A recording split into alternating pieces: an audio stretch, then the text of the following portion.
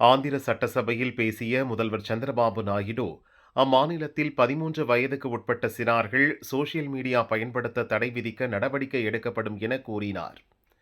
13 வயதுக்கு உட்பட்ட சிறார்கள் சோசியல் மீடியா பயன்படுத்த தடை விதிக்க வேண்டுமென பல்வேறு தரப்பினரும் அரசுக்கு ஆலோசனை வழங்கினர்.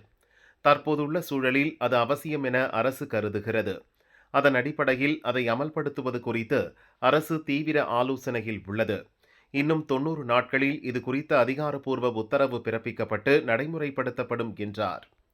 சிறார்கள் சோசியல் மீடியா பயன்படுத்த தடை விதிக்கப்படுவதாக கர்நாடக முதல்வர் சித்தராமையா சட்டசபையில் இன்று அறிவித்த நிலையில் ஆந்திராவிலும் அந்த தடை அமலுக்கு வரவுள்ளது. 13 సంవత్సరాలు వయసు లోపల ఉండే వాళ్ళకి సోషల్ మీడియా బ్యాన్ చేస్తే బాగుంటుందని ఒక సూచన వచ్చింది.